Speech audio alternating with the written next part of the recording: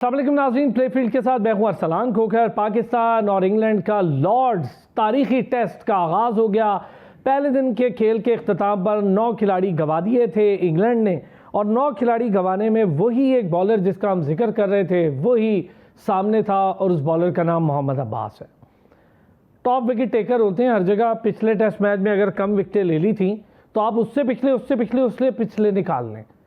आप come back से अब तक निकालने वाहिद बॉलर है जिसके अंदर शाहीन भी खेला हो, नसीम भी खेला हो, अब्बास भाई भी खेले हों। विकेटें अब्बास भाई ले रहे होंगे, बाकी सब इनके पीछे छुप के ले रहे हैं। मुझे थोड़ी सी खुर्रम शहजाद पे समझ नहीं आई, जिस किस्म के रन्स उन्होंने लीक किए हैं। अर्ली 15 ओवर्स में अगर आप 80 रन दे देंगे और विकेट भी आपसे नहीं निकल रही होगी। Mohammad Ali bowled extremely well, बहुत अच्छी बॉल की। रन उन्होंने भी दिए अब्बास भाई के मुकाबले में तो ज़्यादा दिए, बट उन्होंने विकेटें निकाल दी थी।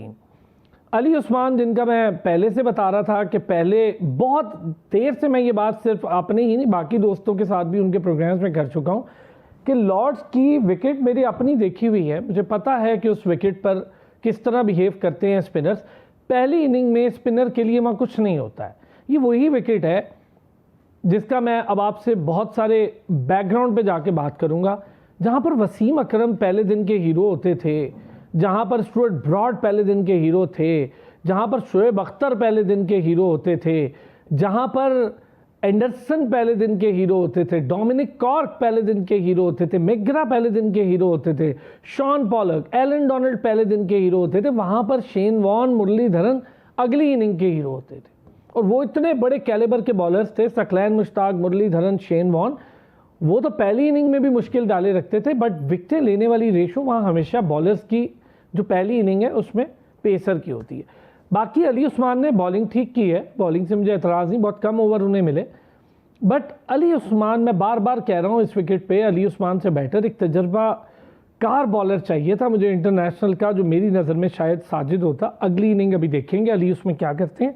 बहरहाल पहली इनिंग का 248 का जो पहले रोज़ का स्कोर हुआ, सबका ये ख्याल है कि बहुत एक्सलेंट बॉलिंग की हमने। मेरा ज़ाती ख्याल है कि खुर्रम शहजाद एक वीक लिंक निकले। मुझे ये 80 रन थोड़े और कम हो जाते तो हम शायद 230 या 220 पर ये टीम आउट कर सकते थे। और ये जो पहले दिन 248 का हिंसा लगा, 250 हो गए। अब ऊपर के स्कोर को हम बिल्कुल छोड़ते हैं, हम ये 248 पे ज़रा बात करते हैं। 250 रन पहले दिन करवा लेना ये कोई सेफ अमल है नहीं, क्योंकि आपकी बैटिंग लाइनअप जो है वो 120-130 से ऊपर की नहीं है। कोई 250 करेगा, हम उसे 100 की लीड तो देंगे ही देंगे। अब कोई 120 करेगा तो शायद हम 70-80 पे आउट हो जाए। हमारी बैटिंग इतनी डरती। बाबर आजम की वापसी हुई है, सलमान अली आगा बाहर बैठे हैं, और बाबर आजम ने प्रेस कॉन्फ्रेंस में बड़ा बोल्ड स्टेटमेंट दिया। अच्छा लगा मुझे, एक कैप्टन को देना चाहिए ये स्टेटमेंट। जो लोग इस पर कोई गलत बात या तनकीद कर रहे हैं, मैं ज़रा उनसे पूछूंगा, जब धोनी आए उन्होंने बड़े बड़े जुगादरी जो बहुत बड़े नाम थे उनको बाहर बिठा दिया। उन्होंने कहा जी नहीं चाहिए मुझे रायना चाहिए, मुझे युवराज चाहिए, मुझे नहीं चाहिए ये बड़े बड़े नाम। और धोनी ने फिर जिस तरह की टीम बिल्ड की वो सबके सामने। ठीक है, मैं बाबर ये नहीं कह रहा कि बाबर आजम धोनी जैसा बड़ा शानदार कप्तान है, लेकिन चले डिसीजन ले रहा है। और बाबर का एक डिसीजन जिस पे सबने तनकीद की, बाशमूल मेरे, अब्बास भाई वाला जिसमें नहीं खिलाया, उसमें वो टेस्ट मैच हम जीते हैं। तो ठीक है, डिफरेंट चीज़ें ट्राई कर रहा है और अपने सर पे कर रहा है। कैप्टन अपने सर कर रहा है, खुद ही वो ले भी रहा है उन चीज़ों को। तो बहरहाल इन चीज़ों पे ज़रा बात करेंगे। और साथ ही साथ एशिया कप का आगाज़ हो रहा है, बड़ा तगड़ा एशिया कप होना है, भारत और पाकिस्तान का मैच होना है। उस पर लड़कियों ने कह दिया जी बड़ा शानदार मैच, और हम यहाँ पर जीत का अज़्म लेकर आए हैं। इस पर भी ज़रा बात करेंगे। क्रिकेट के और बहुत सारे मामला चल रहे हैं जिस पर आज बड़ी डिटेल मुझे बात करनी है, ख़ास तौर पर हमारे डोमेस्टिक को लेके, हमारी सिलेक्शन को लेके बड़ी डिटेल बात करनी है। जहांगीर खान साहब ने हमें ज्वाइन किया है। जहांगीर खान साहब स्पोर्ट्स एनालिस्ट भी हैं, ख़ुद क्रिकेट से बहुत गहरा ताल्लुक़ है। डोमेस्टिक क्रिकेट के जो क्रिकेटर्स हैं उनकी ग्रूमिंग, उनके साथ रहना, उसमें बहुत गहरा ताल्लुक़ है। तो ईची बीची जानते हैं इस्लामाबाद रीजन क्रिकेट की। तो जहांगीर खान साहब, थैंक यू सो मच, आपने हमें ज्वाइन किया। साथ ही साथ उरूज नवाज़ खान, उन्होंने हमें ज्वाइन किया। स्पोर्ट्स एनालिस्ट भी हैं, स्पोर्ट्स प्रेजेंटर भी हैं। थैंक यू सो मच उरूज, आपने हमें ज्वाइन किया। साथ ही साथ स्पोर्ट्स प्रेजेंटर, बड़ी शानदार यंग डायनामिक स्पोर्ट्स जर्नलिस्ट और हमारा रेगुलर हिस्सा स्पोर्ट्स एनालिस्ट नूरिश खान ने भी हमें ज्वाइन किया। थैंक यू सो मच नूरिश, आपका भी, आपने हमें ज्वाइन किया। जहांगीर साहब, सर पहले तो मवाजना करेंगे बॉलिंग लाइनअप का इस टेस्ट में और फिर ज़रा पिछले टेस्ट की मैं बात करूँगा। 248 पहले दिन के मैं पहले दिन पे रहूँगा, बाकी बातें हम बाद में, चूँकि अभी तो आज का दिन बारिश ये वो सब चलेगा और इसके बाद हम परफॉर्मेंस परसों तरसों देखेंगे क्या होगी। बट 248 9 खिलाड़ियों का नुकसान, 248 ठीक है, हमने बड़ी अच्छी बॉलिंग कर ली है, जल्दी कैटर कर लिया है, पकड़ लिया इंग्लैंड को। मेरे ख्याल में अरसलान भाई ये बुरा नहीं है, अगर 250 तक हम उनको रिस्ट्रिक्ट करते हैं तो मेरे ख्याल में अच्छा है, लेकिन इसको हम 180 पे 170 पे हम आउट कर सकते थे, लेकिन वो उस वक्त मुमकिन होता जब आप अपने पूरे बॉलर खिलाते। सर अर्ली 40 पे मोहम्मद अब्बास ने 3 विकेटें ले ली थी जी, अर्ली 40 पे जी, मैं यही वो प्रेशर टाइम था और हमने अर्ली 40 से 250 रन करा। देखें अरसलान भाई, मैं हमेशा यही कहता हूँ कि अगर आप टेस्ट मैच खेल रहे हो ना, और ख़ासकर आप सीमिंग पिचेस पे खेल रहे हो जहाँ पे बॉल सीम और स्विंग हो रहा हो, तो वहाँ पे आपको 4 पेसर्स लाजमी खिलाने पड़ते हैं, क्योंकि उससे आपका वर्कलोड डिवाइड होता है। और फिर उससे दूसरा ये होता है कि अगर आपका एक बॉलर फ़र्ज़ करें वो रन्स लीक कर रहा है या वो प्रॉपर बॉलिंग नहीं कर रहा, तो आप उसको दूसरे बॉलर को आप टाइम दे सकते हैं कि आप बॉलिंग करें। जिस तरह कल खुरम शहजाद की बॉल उस तरह नहीं गिर रही थी, उन्होंने अर्ली ऑन काफ़ी सारे रन्स लीक किए, तो वहाँ पे अगर हमारे पास चौथा पेसर होता, देखें हमेशा टेस्ट का जो कंपोजिशन बनती है वो ये बनती है कि आप 5 बैट्समैन खिलाएंगे और 5 ही बॉलर खिलाएंगे, ठीक है, और 1 विकेट कीपर या एज ए ऑलराउंडर कोई भी आप उसको खिला सकते हैं। तो मेरे ख्याल में यहाँ पे हमें 1 बैट्समैन कम करना चाहिए था, या हम अजान अवैस को ड्रॉप करते या हम सऊद शकील को करते, दोनों में से हम एक को ड्रॉप करके। पहले सलमान अली आगा नहीं था तो और किसी को करते तो और परेशानी ना होती। देखें अरसलान भाई, जहाँ पे आपके 5 बैट्समैन कुछ नहीं कर सकते ना, वहाँ पे आपके 7 भी कुछ नहीं कर सकते। देखें आपने 7 बैट्समैन खिला के देख लिया, 7 बैट्समैन खिला के आपने 171 किया है, तो क्यों नहीं आप प्रॉपर 5 बैट्समैन खिलाते, जब उन बैट्समैनों को पता हो कि हम 5 हैं, हमने ही परफॉर्म करना है। आप 7 खिलाते हैं, परफॉर्मेंस तो फिर भी वही आती है, लेकिन उससे नुकसान क्या होता है कि जब आप एक बॉलर कम करते हैं तो आपकी बॉलिंग वीक हो जाती है। देखें ये अच्छा, वो एक खबर इसमें ऐड कर दूं अपने नाज़रीन के लिए, इमामुल हक को लेकर के इमामुल हक की जो लेफ़्ट साइड के मसल के अंदर स्ट्रेन था वो मौजूद है, तो ये एक बड़ी परेशानी है हम सबके लिए भी और टीम के लिए भी। अब खैर ये चीज़ें तो साथ चलती रहती। आप ये कह रहे हैं जहांगीर भाई कि हमें एक बैट्समैन कम और एक बॉलर ज़्यादा खिला। देखें एक बॉलर ज़्यादा होता तो आप इंग्लैंड को 180 170 पे रिस्ट्रिक्ट कर सकते थे। चलें अब 250 भी हो गया तो मेरे नहीं ख्याल कि ये कोई बैड है। मेरे ख्याल में यहाँ पे भी हम हमारी अगर बैटिंग परफॉर्म करे, जो कि हम देखें हमारा शुरू से यही प्रॉब्लम है कि हमारी बैटिंग परफॉर्म नहीं कर रही। देखें अगर बैटिंग परफॉर्म करती है तो 250 लॉर्ड्स के ऊपर उसको 50 की या 60 की अगर लीड ले लेते हैं तो मेरे ख्याल में बड़ी इफेक्टिव होगी। तो मेरे ख्याल में यहाँ पे हमें अभी 250 जो किया है, मेरे ख्याल में ये अब्बास की देखें, अब्बास की जो तीनों टॉप ऑर्डर के बैट्समैन हैं वो तीनों अब्बास ने आउट किए हैं। और फिर अब्बास के लिए एक और बहुत बड़ा संगे मील है, देखें उन्होंने 900 विकेट्स जो है वो फर्स्ट क्लास में पूरी की हैं। कमाल तो मेरे ख्याल में देखें बहुत बड़े बड़े नाम पाकिस्तान क्रिकेट ने बहुत बड़े बड़े बॉलर पैदा किए हैं, लेकिन जहाँ पे अब्बास ने अपना नाम रोशन किया, मेरे नहीं ख्याल के इस तक कोई पहुँच सकता है। 900 विकेट्स करना फर्स्ट क्लास में बहुत बड़ा, मुसलसल परफॉर्मर है, ये भी कहें देखें मुसलसल परफॉर्मर है। और सब पहले देखें हम वहाँ पे कहते थे जहाँ पे इनको कंडीशन सूट करती हैं ये सिर्फ वहाँ पे कामयाब है। देखें इन्होंने पाकिस्तान में जो टेस्ट मैचेस खेले हैं वहाँ पे भी इन्होंने परफॉर्म किया है और सारे उनकी स्पीड को लेके बातें कर रहे थे, लेकिन उन्होंने बताया कि अगर आपकी स्पीड नहीं है तो आप स्पीड के बगैर भी लाइन और लेंथ और सीम और स्विंग से भी आप विकेट्स ले सकते हैं। और देख लें उनकी लाइन और लेंथ ऐसी है कि हमने पूरे पिछले टेस्ट मैच में भी और इस टेस्ट मैच में भी हमने ये नहीं देखा कि कोई 3 जो आपकी स्टंप्स हैं उसके बाहर उन्होंने बॉलिंग की हो। तो यही वजह है कि वो इतना एक्यूरेट बॉलिंग और इतनी लाइन और लेंथ से बॉलिंग करते हैं कि उनको विकेट्स मिलती हैं। ठीक हो गया। अच्छा, बड़े ये एक डिफरेंट पॉइंट ऑफ व्यू है। उरूज ज़रा बताएं, जो जहांगीर साहब कह रहे हैं कि एक बॉलर हमें एक्स्ट्रा और खिलाना चाहिए था, आप पहले ये 248 जो पहले दिन हुआ है, ये पहले दिन वाला 248 क्या 220 230 या 200 के करीब हम रिस्ट्रिक्ट कर सकते थे? Thank you for having me on play field. और एब्सोल्युटली हम इनको रिस्ट्रिक्ट कर सकते थे। जिन लोगों ने देखा है कि हमने बॉलिंग कैसे की है, यही बात है कि मैं हमारी बॉलिंग को और हमारी जो स्ट्रेटजी थी ना अगेंस्ट इंग्लैंड एट लीड्स, मैं इसको कंपेयर नहीं करूँगी to our bowling and strategy against England at Lord's, because in my opinion ये दो वेन्यूज बहुत अलग हैं एक दूसरे से।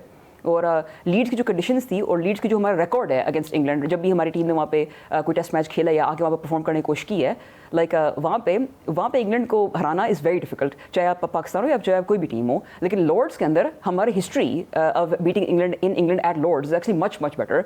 तो उस लिहाज से जो हमारी बॉलिंग स्ट्रेटजी थी और जो हमारे अब्बास और मोहम्मद अली का कॉम्बिनेशन था वो बहुत अच्छा था। मैं भी बहुत I was not a fan of Khurram Shahzad coming back because I feel like no balls आप जो बॉल करते हैं जो खुरम कर रहे हैं, जो अभी जब से वो वापस आए हैं हम वेस्ट इंडीज के खिलाफ भी there was a lot of ill discipline हालांकि विद वहाँ ओवर भी स्टेपिंग। आज तो वुमेन क्रिकेट के साथ है, फिर ये पता नहीं क्यों नो बॉल कर रहे हैं। मतलब ये बात है ना कि नो बॉल कोई एक्सक्यूज नहीं होती, it's about discipline, it's about making sure कि आपने इस पे काम किया है और आपको पता है कि आपका फ्रंट फुट कहाँ लैंड कर रहा है। मोहम्मद अली ने भी की हैं, लेकिन मोहम्मद अली ने मेकअप इस तरह किया है कि मोहम्मद अली की जो वो अनप्लेएबल डिलीवरीज थी, जो शार्प इन स्विंग जो कर रहे थे, उनने मुझे याद है जब उन्होंने पाकिस्तान को रिप्रेजेंट किया था रावलपिंडी में अगेंस्ट बांग्लादेश, तो उन्होंने इस तरह ही इस डिलीवरी से ही उनने लाइक शांतो हो गए या शादमान इस्लाम हो गए, उनकी इस तरह विकेट्स ली थी बोल्ड करके। यस, हमने वो टेस्ट विटनेस किया था, मैं बिल्कुल। ग्राउंड में बैठ के गया, आपने अच्छा पॉइंट निकाला है। एब्सोल्युटली, ये अच्छा, उनकी स्ट्रेंथ है। खुर्रम के बारे में आप समझती हैं कि जिस तरह रन लीक कर रहे हैं, पिछले 2-3 मैचेस की बात करो, 2 मैचेस की कर लेता हूँ, खुर्रम रन्स लीक कर रहे हैं, वो प्रेशर तोड़ देता है। एक तरफ बॉलिंग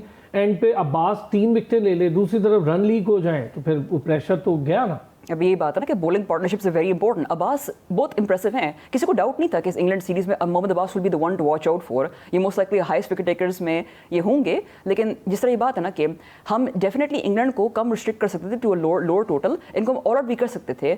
बात ये ना कि मोहम्मद अली जब आए थे वो आई थिंक जब अब्बास ने विकेट ली थी और उसके बाद मोहम्मद अली आए थे, उनकी आई एम नॉट श्योर कि उनकी आई थिंक उनके स्पेल की पहली बॉल थी जो हैरी ब्रुक को जो ने की थी, जो इमाम उल हक ने कैच ड्रॉप किया था स्लिप्स। आई थिंक ये आई एम नॉट श्योर कि उनकी पहली बॉल थी या नहीं। अब ये मुझे भी नहीं याद लेकिन पहली थी, लेकिन क्या ड्रॉप ये हुआ था, एब्सोल्युटली ये हुआ था। और जब इस तरह आप करेंगे, हमारी जो फील्डिंग थी इसके बारे में लीड्स में बात कर रहे थे, इधर भी अब बात कर रहे हैं कि आपके बॉलर्स जान लगाएंगे, वो बॉल आफ्टर बॉल करते रहेंगे, एक्यूरेट भी होंगे, अनप्लेएबल डिलीवरीज भी करेंगे, लेकिन अगर आपके फील्डर्स उनको बैक नहीं करेंगे तो फिर चाहे इमाम उल हक हों, चाहे सऊद शकीन हों, अभी वो रिजवान हिमसेल्फ, उनकी कीपिंग बहुत अच्छी है, जब उनकी तारीफ करते हैं तो कैच ड्रॉप कर देते हैं। तो ये जो हमारी बस आपने उस वक्त तारीफ नहीं करनी, ये लीड्स आप में जब अपने शो में तारीफ करती ही हैं उसी वक्त वो कैक ड्रॉप कर देते हैं, तो इस लिहाज आपने से- नहीं करनी। बस उरूज ये आपकी तारीफ की वजह से कैक ड्रॉप हो रहा है। मतलब ये आप सब बैटर को देख लें कि वो चांसेस उनकी, जॉर्डन कॉक्स जिन्होंने हमारे खिलाफ हाफ सेंचुरी की, जेमी स्मिथ, उनने इतने तेज हमारे खिलाफ खेला, लेकिन इन सबको इनमें से किसी एक की बहुत कम थी जिनकी चांसेस आप इनिंग्स नहीं कह सकते। देयर वाज प्लेंटी ऑफ अच्छा, चांसेस इन आपने देयर। बस इतनी सारी परफॉर्मेंसेस खोल दी हैं कि इस पे मुझे बात करते हुए ना काफी टाइम लगेगा। मुझे आपने ये जरा इस पे वक्त देना, चूंकि मैं ये इन सारे प्लेयर्स जिनका आपने जिक्र किया, इनकी परफॉर्मेंस अलग अलग हम लोग देखते हैं कि उसने इनपुट क्या डाला जीत में या हार में। नूरिश, 248 पहले दिन के खेल का इख्तिताम हुआ, मोहम्मद अब्बास ने 4 विकेटें उड़ाई और बड़े मेयर कम रन्स पर उड़ाई। बाकी खुरम शहजाद ने जिस तरह 80 के करीब रन्स लीक किए, मोहम्मद अली ने 3 विकेटें ले ली, ठीक है रन्स गए लेकिन 3 विकेटें नहीं। उस्मान को, अली उस्मान आपके फेवरेट बॉलर को बड़ा कम मिला चांस के वो बॉल कर सके, लेकिन जितना भी मिला वो विकेट लेस रहे पहले दिन। देखिए, सबसे पहले thank you so much for having me. दूसरा, मैं थोड़ा सा ना ऑडियंस के लिए आसान करने के लिए इसको एक एनोलॉजी से पुट इन करना चाहूंगी। लॉर्ड्स में जो टेस्ट था ना, उसमें 11 खिलाड़ी नहीं बल्कि 12 खिलाड़ी थे। अब ये एक बड़ा एक ऐसी बात है कि मैंने क्या बात कर दी, that 12th player was the wing, और ये बड़ी टेक्निकल और साइंटिफिक बात है लॉर्ड्स के मैदान में कि लॉर्ड्स के मैदान में आप एज अ पेसर जब बॉल करा रहे होते हैं तो आपका जो सक्सेस का पैरामीटर होता है that depends on how well you utilise the wing. और इसी से मैं अपना अगला पॉइंट रखना चाहूंगी। खुर्रम शहजाद की भी बात हो रही थी, आई फील है कि खुर्रम शहजाद की जगह ना उबैद शाह को लेके जाने थे प्लेइंग 11 में। उसका एक रीजन है, लॉर्ड्स में ना लेट स्विंग जो होती है ना उसको बहुत फायदा मिलता है, और लेट स्विंग एक ऐसा फिनोमिना है, फिनोमिना नहीं, मैं एक ऐसा पॉइंट है, पर्सपेक्टिव है कि जो पाकिस्तान के लिए फायदेमंद भी है और पाकिस्तान के लिए नुकसानदेह भी है। पाकिस्तान के लिए फायदेमंद इन देयर बॉलिंग है, क्योंकि पाकिस्तान के जो पेसर्स हैं नेचुरली लेट स्विंग पे it naturally comes to them, तो बॉलिंग में वो फायदेमंद है। बैटिंग में वही late swing becomes a bone in their epiglottis, क्योंकि इंग्लैंड के जो बॉलर्स हैं वो थोड़ा लेट स्विंग को यूटिलाइज करते हैं, जो कि सीधा टूवर्ड्स द रिब्स जाती है पाकिस्तानी बैटर्स के, और वो खेल नहीं पाते। एक बात। दूसरी बात, आई थिंक लॉर्ड्स को डिस्कस करते हुए मैंने जितने एनालिसिस देखे, एक चीज आई थिंक थोड़ी जो है ना अंडररेट हो जाती है या मिस हो जाती है, विच इज के जहाँ हम इतनी बॉलिंग की बात कर रहे होते हैं ना कि स्लोप है, ये है, वो है, विंड टनल स्पीड है, आर्ट ऑफ नहीं, मैं चाहूंगा नूरिश आप अपना ये पॉइंट जरा मेरे सवाल के साथ एलेबरेट कीजिएगा, ज्यादा अच्छा हो जाएगा, सुनने वालों को भी बेहतर मालूमात जाएंगी। हम ये तीनों अपने पैनलिस्ट से डिस्कस करें। एक छोटा सा ब्रेक लेता हूँ, ब्रेक से आता हूँ। ये जो नूरिश बात कर रही हैं ये बड़ी इंपॉर्टेंट बात होगी कि पेस को लेकर और हम विकेट को लेकर और परफॉर्मेंस को लेकर, इन 3 चीज़ों का आपस में एक कॉम्बिनेशन है। सवाल ये है मेरा, जो ब्रेक पर जाने से पहले मैंने कहा था कि आपने ये कहा कि हम ना बहुत ज़्यादा बात कर रहे हैं बॉलिंग स्पीड को लेकर, और हम बॉलिंग स्पीड को लेकर बात जो कर रहे हैं उस सारी चीज़ों को निगेट करती है मोहम्मद अब्बास की परफॉर्मेंस, मोहम्मद अली की परफॉर्मेंस। अच्छा ठीक है, लेकिन मेरा प्रॉब्लम ये है कि आप मोहम्मद अली, मोहम्मद अब्बास, खुर्रम शहजाद 130 के अंदर अंदर के एक जैसे बॉलर रखें। क्या हम एक ही तरह के बॉलर्स बैट्समैन को ज़्यादा डराने के लिए रख सकते हैं? ज़्यादा देर, कितनी देर? अगली इनिंग में शायद बैट्समैन इससे सेटल डाउन हो जाए। फिर अब्बास के साथ हमें एक पेसर चाहिए होगा। आप नहीं समझती कि हमें वो आप वाली बात कि उबैद होता तो शायद पेस बैटरी थोड़ा सा डरावा डाल देती? जी देखिए, मैं इसी पे आ रही थी थोड़ा सा। उबैद शाह की देखिए, सिर्फ ये बात नहीं है कि उनके पास रॉ पेस है। उबैद शाह की एक नेचुरल जो स्ट्रेंथ है ना, that is late away swing. और वो लेट अवे स्विंग जो थी ना, वो एक बहुत ही अंडररेटेड एलिमेंट को वो बैटल कर सकती थी, विच वाज जॉर्डन कॉक्स। कल बहुत बात हो रही थी जो रूट के ऊपर और जो है ना बाकी बैटर्स के ऊपर इंग्लैंड के, बट जॉर्डन कॉक्स को लीड्स के टेस्ट में भी बहुत अंडररेट किया गया था और लॉर्ड्स के टेस्ट में भी अंडररेट किया गया। जॉर्डन कॉक्स जो रूट से ज्यादा खतरनाक साबित हो सकते हैं पाकिस्तान के लिए, और हुए भी हैं लीड्स टेस्ट में भी, इस टेस्ट में भी, क्योंकि वो प्योर काउंटी का टैलेंट है। और people who know cricket, the it's and bits of cricket, know how tough he can be. एक बात। दूसरी बात है फिलहाल भाई, आपकी बात बिल्कुल ठीक है, और इस पर मैं एक बात और कहना चाहूंगी। मैं इसकी बहुत बड़ी एडवोकेट भी रही हूँ। पिछले दिनों मैंने इस पर बड़ी डिबेट भी मेरी रही है कि मॉडर्न डे क्रिकेट आपसे सिर्फ पेस डिमांड नहीं करती, टेक्निक डिमांड करती है। अगर आप नोटिस करें टेक्निकली भी, तो कल मोहम्मद अली की बॉलिंग को देखें। मोहम्मद अली की बॉलिंग पे मैं थोड़ा अनपॉपुलर एक ओपिनियन ये भी देना चाहूंगी कि स्टार्ट में जो उन्होंने शुरू के थोड़े ओवर्स कराए थे, उनकी लाइन लेंथ थोड़ी सी वैसी नहीं थी। परफेक्ट कॉम्बिनेशन, वही जोफ्रा आर्चर वाली बात लीड्स डे 1 पे, कि जोफ्रा आर्चर भी डे 1 विकेट लेफ्ट कहते हैं। लेकिन इम्प्रोवाइजेशन ना नूरिश, आप हमेशा इसमें बात करती हैं इम्प्रोवाइजेशन, यही चीज एक अच्छी है। कल मोहम्मद अली डेजी ने के बाद में आगे जाकर उन्होंने जिस तरह इम्प्रोवाइज किया, रेजिलियंट शो की। मोहम्मद अली डेजी देखें एक बहुत ही साइंटिफिक बॉलर है, और इस बात का मुझे अंदाजा उसी वक्त हो गया था जब मैंने उनसे PSL में इंटरेक्शन की थी, डिस्कशन हुई थी। बहुत इंटेलिजेंट और साइंटिफिक बॉलर है, तो it was only about time कि उनकी ये चीज जो है ना शो होती। और लॉर्ड्स में वही सईद अजमल वाली बात रिपीट करना चाहूंगी, साइंस इज द मैन, वो वाली बात होती है बिल्कुल। और इसके अलावा एक बात मैं और करना चाहूंगी कि देखें, अगेन अगर आप अब्बास को भी देखें तो अब्बास भी अपनी जो है ना वो टेक्निक से, उन्होंने पेस से ज्यादा टेक्निक के ऊपर रिलाई किया। पेस पे तो रिलाई किया, लेकिन पेस जो है ना, देखिए मैं एक छोटी सी चीज थोड़ा सा, शायद मेरा ख्याल है मुझे अगर इजाजत दें, आप लोग बहुत अच्छे एक्सपर्ट्स हैं, थोड़ी सी एक मुझे जो लगती है ना मोहम्मद अब्बास की क्वालिटी, या मैंने उन्हें जितना फॉलो किया है, चूँकि डोमेस्टिक से लेके और बाकी जगह हम फॉलो करते हैं, तो मुझे मोहम्मद अब्बास भाई सबसे अलग इसलिए ही लगते थे। और मैंने ये सवाल उनसे अपने शो में यहाँ बिठाकर स्टूडियो में भी किया था, आप पैचेस कैसे तलाश करते हैं बैट्समैन के?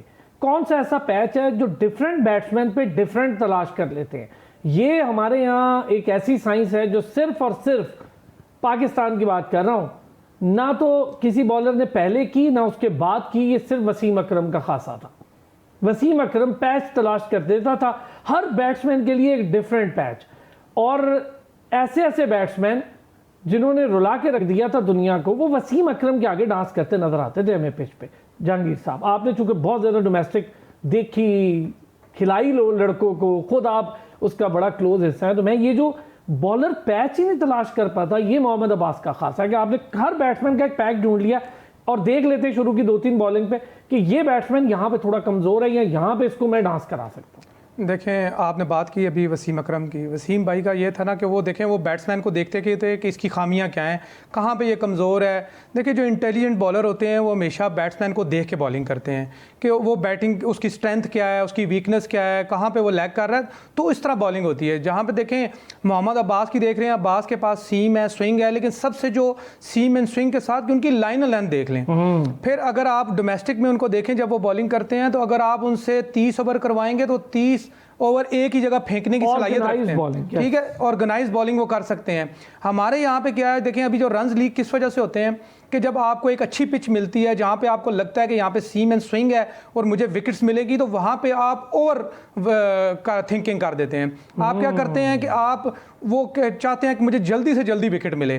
आप ये नहीं देखते कि मैं ऑन दी स्पॉट बॉलिंग करूं, मैं अच्छा विकेट्स में point करूं, मैं लाइनर लेंथ पे करूं। अभी आपने खुरम शहजाद की बॉलिंग देखी, देखें खुरम की बॉल में सीम भी हो रही थी, स्विंग भी हो रही थी, लेकिन खुरम का क्या था कि वो बहुत ज़्यादा ये विकेट को देख के बहुत ज़्यादा एक्साइटेड थे कि मुझे जल्दी से विकेट मिले, जिसकी वजह से उन्होंने वेवेट बॉलिंग की। देखें कभी वो ऑफ स्टंप के बाहर कर रहे थे, कभी वो फुल लेंथ, आपने देखा काफ़ी सारी बॉलें उन्होंने फुल लेंथ भी की हैं। तो मेरे ख्याल में मैं तो आपको वो मैच याद होगा, आपने कितनी अच्छी बात कही है जहांगीर भाई। जुवग्गल श्रीनाथ और प्रसाद की बॉल ना बहुत ज़्यादा स्विंग हो रही थी।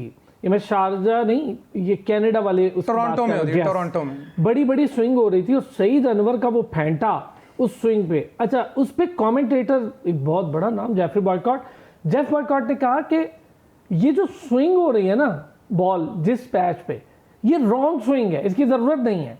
और सईद अनवर इस स्विंग का भरपूर फ़ायदा उठा रहा है, तो आप अपनी स्विंग थोड़ी कम कर लें।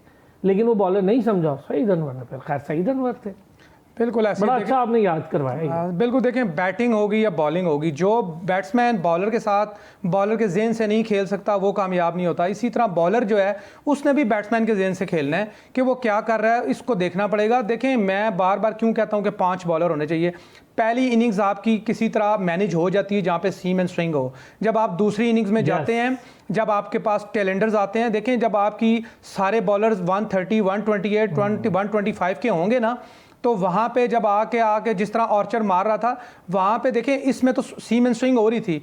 लास्ट जो इनिंग्स होती है उसमें ये होता है कि आपके पास शेयर पेस हो और आप अटैक करें ताकि ज़्यादा रन्स भी ना लीक हों और आपको विकेट्स भी टेल एंडर की मिल जाएं।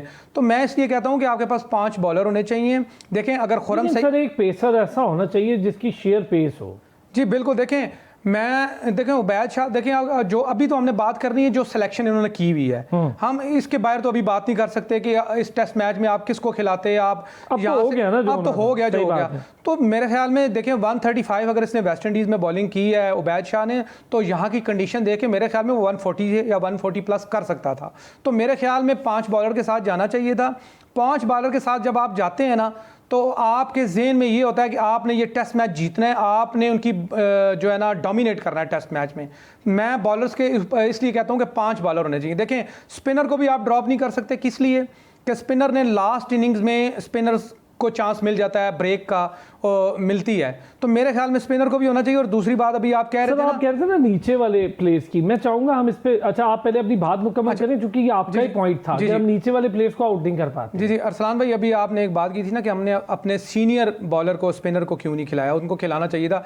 मेरे ख्याल में अगर हम उसको खिलाते पहले टेस्ट में तो ठीक था। देखें पहले टेस्ट में जहाँ पे स्पिनर के लिए विकेट बिल्कुल भी साजगार नहीं थी, वहाँ पे अगर अली उस्मान ने 5 विकेट्स ले लिए हैं तो मेरा नहीं ख्याल कि उसको इस टेस्ट मैच से ड्रॉप किया जाना बनता था। ठीक, तो मेरे ख्याल में मेरा ये कहना नहीं है कि उसको, मेरा ये था कि अगर आप कहते कि एक एक्स्ट्रा बॉलर हो तो मुझे लगता था कि एक स्पिनर एक्स्ट्रा, क्योंकि अगली इनिंग आपके लिए मुश्किल होगी। मेरे ख्याल में देखें लॉर्ड्स की जो विकेट है वो सीम एंड स्विंग के साथ आपको 2 स्पिनर की जरूरत नहीं पड़ेगी मेरे ख्याल में। वहाँ पे 4 पेसर्स की आपको जरूरत पड़ेगी, लेकिन स्पिनर एक भी आपका काम कर ट्रेडिशनली जो आप इसकी रिवायत पे बात करें, बड़ी अच्छी बात कही है।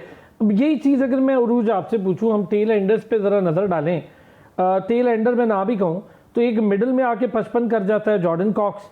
उसके बाद आप देखें कि किसी ने 61 किया, स्मिथ ने, जेमी स्मिथ ने, और गस एटकिंसन ने 35 कर दिया, जोफ्रा आर्चर भी 14 कर गया, जोश टंग भी 9 कर। आप ज़रा इन सारों को अगर एडअप करें तो ये 100 से ऊपर रन बनते हैं। यही इशू है जो हमें काफ़ी टाइम से है। अभी जंगीर सर ने कहा था ना कि maybe it's because of the lack of pace, tail enders हमारे खिलाफ रन्स करते हैं। मुझे अभी भी ड्रॉने ख्वाब आते हैं वो कगिसो रबाडा के, कि उन्होंने हमारे खिलाफ जो पता 70 समथिंग किए थे तो वो टेस्ट मैच हम जीत सकते थे अगर वो टेल एंडर्स हमारे खिलाफ जो हैं वो नहीं बन जाएं, कोई एक्सपर्ट्स नहीं बन जाएं विद द बैट। अब यही बात है कि हम सोच रहे हैं कि जो मैच सिचुएशन होता है और जो how old is the ball, और जो आपके जो आगे जो बैटर है उसकी टेक्निक किस तरह की है, उनकी स्ट्रेटजी क्या है, जिस तरीके से हमने विकेट्स ली ना, जो जिनके बारे में सब बात कर रहे थे, चाहे जो रूट हो चाहे हैरी ब्रुक हो, जिस तरीके से उनको आउट किया है, जिस तरह बात कर रहे थे कि Mohammad Abbas is a very good example of a bowler जो प्लान करते हैं कि मैंने इस बैटर जो मेरा आगे खड़ा हुआ है इसको मैंने कैसे आउट करना है, इनके स्ट्रेंथ और वीकनेसेस देख के। उन्होंने वेस्ट इंडीज़ में भी यही किया था कि उनको पता होता है कि they can make the ball, he can make the ball jag back in even if doesn't have the pace. लेकिन जो उनकी डिविएशन होती है इनटू द स्टंप्स, इस तरह उन्होंने LBW ने की है, जिस तरह बेन डकेट को किया है। और उन्होंने क्योंकि पहले सेशन में रेन हुई थी तो सिर्फ 18 ओवर्स हुए थे, लेकिन जो ओवरकास्ट कंडीशंस थी और जो मॉइस्चर था इन द पिच उसको फुली यूटिलाइज किया मोहम्मद अब्बास ने to get the wickets of Ben Duckett and Joe Root as well. उसके अंदर देखिए एक्सपीरियंस मैटर करता है। इंग्लैंड की जो ब्रॉडकास्ट थी उसके अंदर वो बात कर रहे थे कि Joe Root has a weakness against the ball that jags back in. New Zealand के खिलाफ जो टेस्ट सीरीज थी उसमें उनकी वीकनेस थी, इस तरह वो आउट हुए थे, एक नहीं 2 बार। चलिए वीकनेस पकड़, एग्जैक्टली वीकनेस पकड़ ली। 40 के करीब यानी 50 से पहले 3 खिलाड़ी आउट किए, उसके बाद आप वो 3 खिलाड़ी आउट करने को कैपिटलाइज नहीं कर पाए। जहाँ जॉर्डन कॉक्स अड़ गया फिर वहां हम उसको कैपिटलाइज ही नहीं कर पाए। ये कैपिटलाइजेशन जो होती है जब आपका इनका ऑपोजिशन का लेट या लोअर ऑर्डर आता है, वेस्ट इंडीज़ के खिलाफ भी हमने ऐसे किया था। आई थिंक मुझे ये लगता है कि वो सोचते हैं कि जिस तरह वो जहांगीर सर कह रहे थे कि maybe you don't have to plan against the tail, कि इनको बिकॉज आपको पता है कि एक तरीके से ही खेलेंगे, आपको अटैक करने की कोशिश करेंगे। तो वो सोचते हैं कि उनकी कोई मिस टाइम हो जाएगी and it will go in the air and it will be caught at some point. I guess वो मेटिकुलसली प्लान नहीं करते कि इसकी स्ट्रेंथ और वीकनेसेस क्या है, कि इसको हम कहाँ पे बॉल कर सकते हैं, कौन सी लाइन पे, कौन सी लेंथ पे, और उनकी वीकनेस एक्सप्लॉइट कर सकते हैं इस तरह। क्योंकि आजकल पुराने वक्त में तो इस तरह होता था ना कि टेल एंडर्स जो थे जेन्युइन टेल एंडर्स थे, they couldn't hold a bat. लेकिन मॉडर्न टेस्ट क्रिकेट में like you have to plan against every batter from first position all the way down to number 11 कि इसकी स्ट्रेंथ्स और weaknesses क्या हैं, ये किस तरह अटैक करता है, चाहे मीडियम पेस हो या चाहे एक स्पिनर हो, और इसको आप कैसे वो कर सकते हैं, वन स्टेप अहेड कैसे हो सकते हैं। ये मोहम्मद अब्बास करते हैं। लेकिन अगर हमारे बाकी बॉलर्स को देखें तो ऐसा लगता नहीं है कि उनकी एक स्ट्रेटजी होती है कि मैंने इस स्पेल में मेरी पहले 3 बॉल्स कैसे होंगी और मेरी वेरिएशन क्या होगी 4th डिलीवरी पे, 5th डिलीवरी पे। ठीक है, अच्छा नूरिश, यही बात, हम टेल एंडर्स को आउट करने में बड़े लंबे अरसे से नाकाम क्यों है? कोई खास रीजन है हमारी, या हमारे पास कोई रीजन ही नहीं है इसकी? सर एक ही सेंटेंस में आपने दोनों जवाब एक साथ ही दे दिए। ये दोनों चीजें हैं कि कोई रीजन भी हो सकता है और रीजन नहीं भी है। मतलब ये बहुत ही एक टंग ट्विस्टर काइंड ऑफ चीज लगती है, लेकिन ये एक्चुअली है। क्योंकि जब हमें रेजिलियंस की जरूरत होती है, देखिए 2-3 चीजें लैग है ना हमारे पास, जो मैं आपके शो पे भी काफी दफा कह चुकी हूँ। एक हमारे पास lack of data driven approach है, दूसरा हमारा लैक ऑफ रेजिलियंस है। और दोनों चीजें ही हमारे जो है ना हमारे लिए एक मुश्किल क्रिएट करती हैं, स्पेशली टेल एंडर्स को। और देयर आर काउंटलेस मैचेस जो हम इसी वजह से आ रहे हैं कि हम अपने टेल एंड कि हम जो है ना सामने वाली टीम के टेल एंडर्स को डिसमेंटल नहीं कर पाते, टेल को डिसमेंटल नहीं कर पाते। वेस्ट इंडीज की भी सीरीज हुई थी अभी, पहला टेस्ट मैच सबके सामने था किस तरीके से हम जो है ना और दूसरा इसके अलावा कंडीशंस की भी बात होती है। और यहाँ पे ना एग्जैक्टली अरसलान भाई, वो जो अभी हम इतने डिसीजंस की बात कर रहे थे कि उबैद शाह को देना चाहिए था, खुर्रम शहजाद की जगह, ये छोटे छोटे डिसीजंस ना यहाँ पे आपके लिए मैटर करते हैं। अच्छा, जो जहांगीर भाई कह रहे हैं, नूरिश अग्री करेंगे इस बात से, वो कह रहे हैं कि हमें 4 पेसर्स के साथ हर सूरत जाना चाहिए था। थोड़ा सा मैं जो है ना ये भी कहना चाहूंगी कि क्योंकि देखिए लॉर्ड्स की पिच ऐसी है, देखिए अगेन ग्राउंड की कंडीशंस के हिसाब से होता है। मेरा थोड़ा सा यहाँ पे डिफरेंट सा ओपिनियन था। मैं चाह रही थी कि साजिद और अदील उस्मान को साथ लेके जाते, थोड़ा सा बोल्ड मूव होती, आई नो, लेकिन डे 3 ऑनवर्ड्स हमें जो है ना सपोर्ट में जाती। तो अगर या तो खुर्रम शहजाद की जगह उबैद शाह को लेके जाते, और अगर खुर्रम को रेस्ट करा के साजिद को भी आप लेके चले जाते, तो भी आई डोंट थिंक कि वो कोई इतना बड़ा जो है ना मेजर ट्रेड ऑफ होता कि हमें इतना नुकसान होता है। In fact on the flip side it would have helped अस, क्योंकि डे 3 ऑनवर्ड्स सबको पता है कि लॉर्ड्स की पिच थोड़ा स्पिनर्स के लिए पैराडाइज बन जाती है। पैराडाइज तो मैं नहीं कहूंगी, बट कंपैरेटिवली मोर सपोर्ट देती है compare to the day 1 and 2। तो वो एक अच्छी जो है ना बैलेंस हो जाता है। बट ऑफ कोर्स अब क्योंकि डिसीजन ले लिया, तो खुर्रम शहजाद के हवाले से भी मैं एक बात और कहना चाहूंगी कि देखें Khurram Shahzad was all over the place, और ऑल ओवर द प्लेस उनका usual all over the place नहीं था, बल्कि उनको ये समझ आ रहा था कि उन्होंने अपना फ्रंट फुट कहाँ लैंड करवाना है, ना उनको समझ आ रहा था कौन से नो बॉल्स बहुत ज्यादा हुई है ना, नो बॉल्स का भी इशू रहा है। एग्जैक्टली और यही चीज ना उबैद शाह की स्ट्रेंथ है फिलहाल, मतलब अगर हम उनका गेम देखें। अच्छा, मजे की बात आपको बताऊं, एक चीज पे हमने बड़ा कम डिस्कस किया होगा, ये जरा जरूरी भी है आप तीनों हजरात से। खुर्रम शहजाद बहुत अच्छा बॉलर है, लेकिन जब आप पेसर होते हैं, टेस्ट मैच चल रहा होता है और आप हर ओवर में 4+ की एवरेज से रन लीक कर रहे हो, नहीं कम से कम तो 4 दे ही रहे हो ना, बल्कि मैं तो 5 कहूंगा ना, 16-15 ओवर किए उन्होंने, तो समझे 5 रन पर ओवर वो दे ही रहे थे।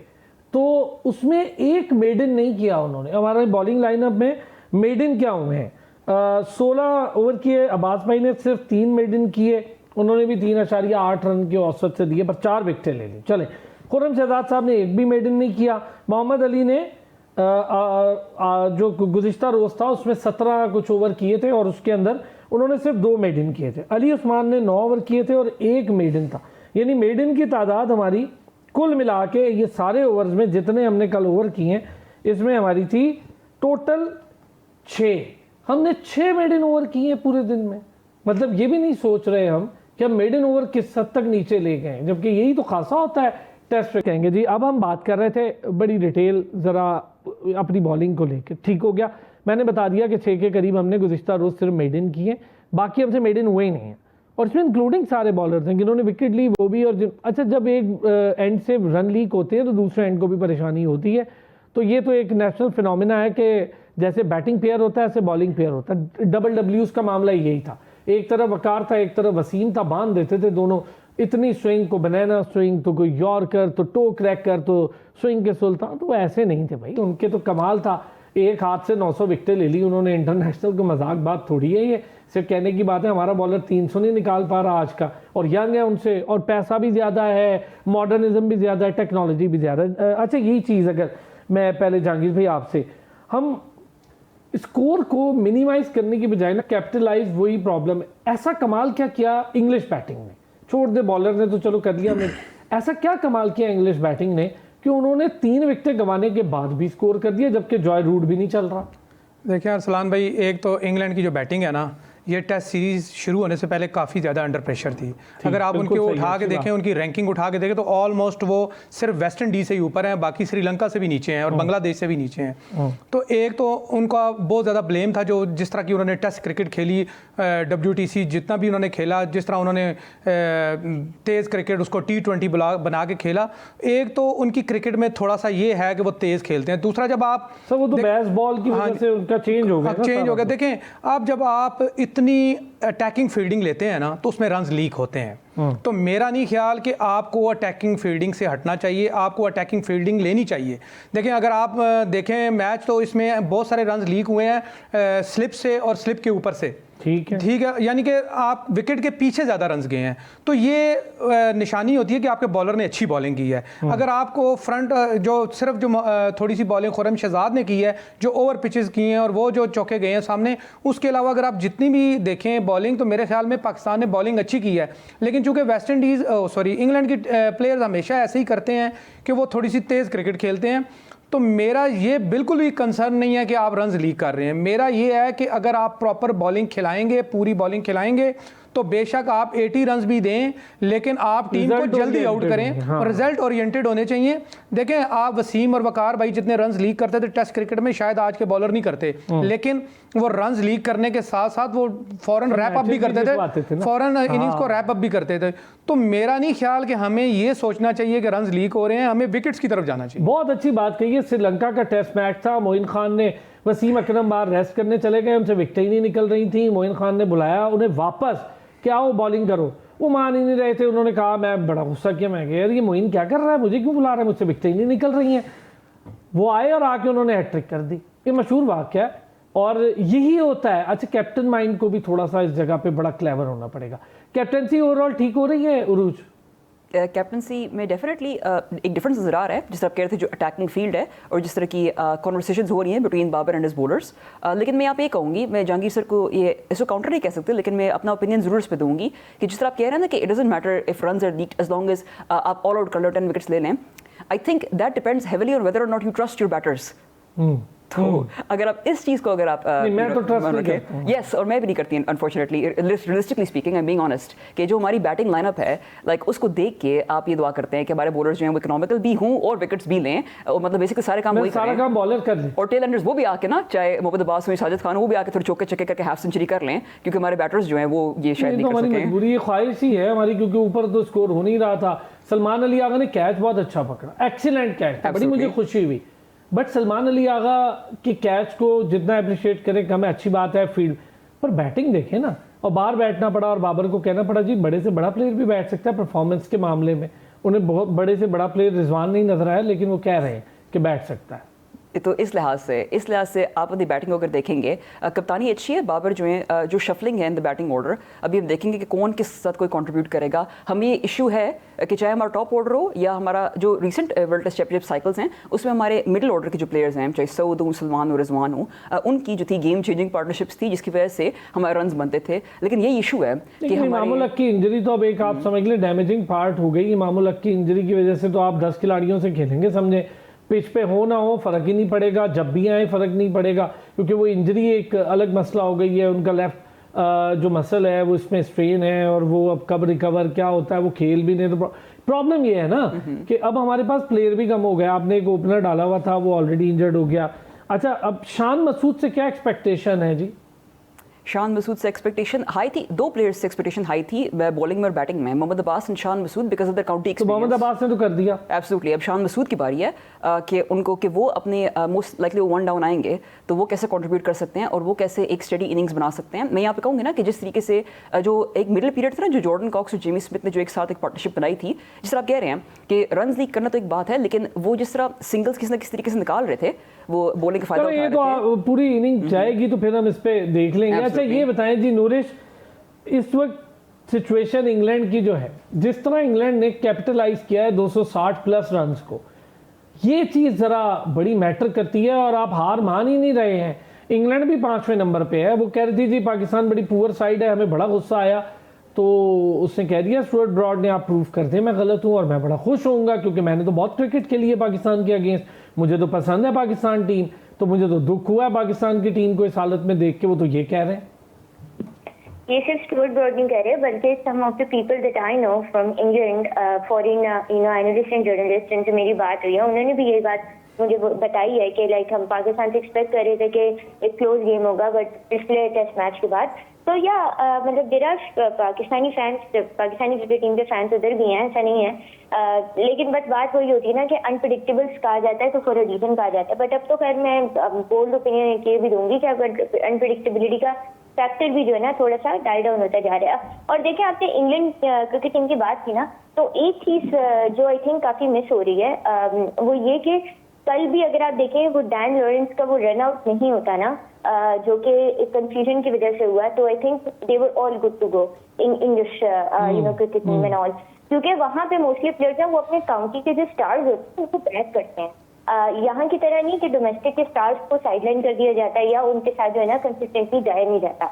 तो वहां पे आप जॉर्डन कॉक्स को देखें, काउंटी के स्टार, डैन लॉरेंस को देखें, काउंटी स्टार, तो वो फिर परफॉर्म भी जो है ना टीम के लिए करके देते हैं। ये चीज है।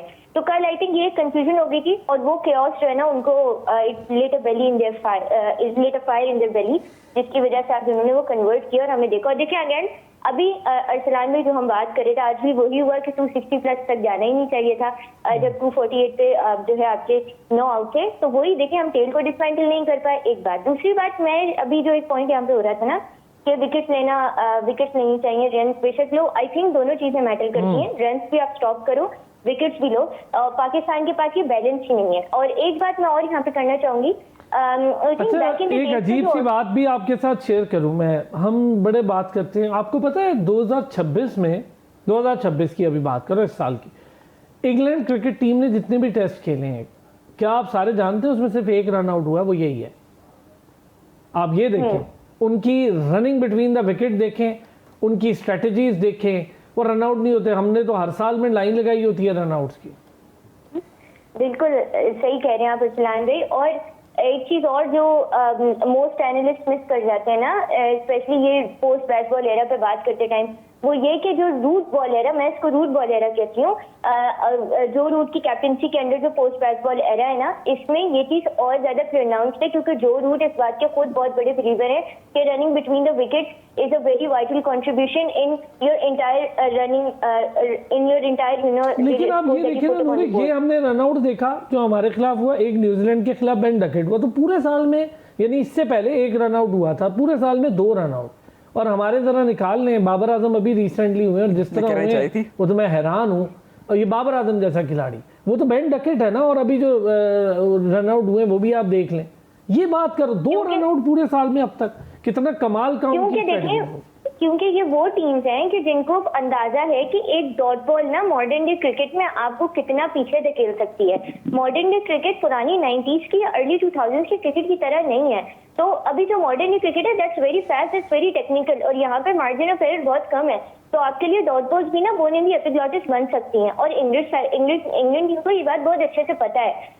देखिए वो टीम्स होती हैं जो रिफ्लेक्ट करती हैं अपनी डिफीट्स के बाद, अपने जो ना बुरे टूर्स के बाद। वो नहीं होता कि वो गलतियां जो है कैरी करके चले। अब पाकिस्तानी साइड की मैं बात करूं, ठीक है बहुत अच्छा सब कुछ है। एक चीज जो मैं अभी भी बात करूंगी अरसलान भाई, despite of all the positive, कि ये कि हमारा रॉ रिएक्शन टाइम फील्डिंग का बहुत बुरा है। और कल हमने इसको देखा, वो तो सलमान अली आगा ने कैच पकड़ लिया विच वॉज गुड, जो अनडाउटेडली तारीफ करनी चाहिए। मुझे लॉर्ड्स में मौजूद कुछ जर्नलिस्ट हैं जिन्होंने ये तक बताया कि मीडिया बॉक्स में एक पूरा गैस, एक अल्टीमेट जो है ना मतलब एक कलेक्टिव गैस हो गया था जब सलमान अली आगा ने वो कैच पकड़ा था। It was this beautiful. तो ये बात होती है। लेकिन इसके अलावा देखिए वो एक चीज थी, ठीक है वो सलमान आगा ने वो कैच पकड़ा एंड ऑल, कलेक्टिव आप एफर्ट देखें। रॉ रिएक्शन रेट को हमें इम्प्रूव करने की जरूरत है। रॉ रिएक्शन रेट तब इम्प्रूव होगा जब हम इस चीज को समझेंगे कि रन रोकने के साथ साथ विकेट लेना जरूरी है, और ये दोनों चीजें को एग्जिस्ट कर सकती हैं। जरूरी नहीं है कि आप एक मैच में ये स्ट्रैटेजी के साथ जाओ कि हमें रन रोकने हैं तो आपके जो है ना विकेट्स नहीं आ रही हो, और दूसरे मैच में बात है रन रोकने के साथ आप विकेट भी ले सकते हैं। स्ट्रैटेजी सर कोई ऐसी नजर आती है जहांगीर साहब आपको? हमारी पिछले काफी सारे टेस्ट हम हारे हैं, कैप्टेंसी अब तब्दील हुई है। बाबर आजम ने एक टेस्ट अभी जीत भी लिया रिसेंटली, कप्तान बनते ही एक हारा और एक जीत लिया, वहाँ हम बराबर करके आ गए। और यहाँ जिसमें बाबर आजम नहीं खेले थे वही हारे, वो उनके सर जाता भी नहीं। सलमान अली आगा कप्तान थे, अब सलमान अली आगा बाहर है, बाबर कप्तान है। इस मैच में फील्ड प्लेसिंग को और बॉलिंग को ले तो बाबर की कैप्टेंसी सेटिस्फैक्ट्री है मेरे ख्याल में। देखें मैं तो शुरू दिन से ही कह रहा हूँ कि 2023 में जब टीम बहुत अच्छी चल रही थी, बाबर आजम कैप्टन था, उसी वक्त ही नहीं हटाना चाहिए था। देखें ये साबित करता है कि या आप उस वक्त गलत थे या आज गलत हैं। ठीक है, आपने उस वक्त कैप्टनसी से हटाया बाबर को, जी हमें पावर हिटर चाहिए, हमें ये किया, आपने उसको कैप्टनसी से हटा दिया।